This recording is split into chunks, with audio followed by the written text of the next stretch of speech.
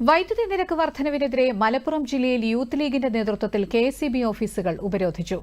രാവിലെ തിരൂരങ്ങാടിയിലെ section office ഉപരോധിച്ച സമരക്കാരും പോലീസും തമ്മിൽ ചെറിയ തോതിൽ സംഘർഷമുണ്ടായി. പ്രവർത്തകരെ പോലീസ് അറസ്റ്റ് ചെയ്ത് നീക്കി.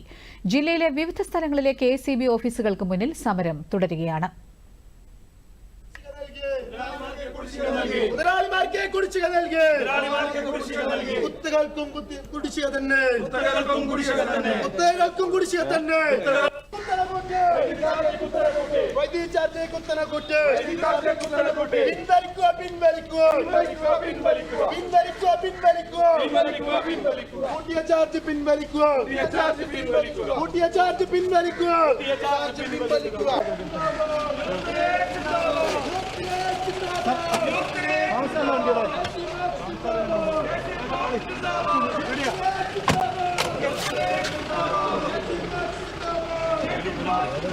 യൂത്ത് ലീഗ് സിന്ദാബാദ്, യൂത്ത് ലീഗ് സിന്ദാബാദ്, യൂത്ത് ലീഗ് സിന്ദാബാദ്, യൂത്ത് ലീഗ് സിന്ദാബാദ്.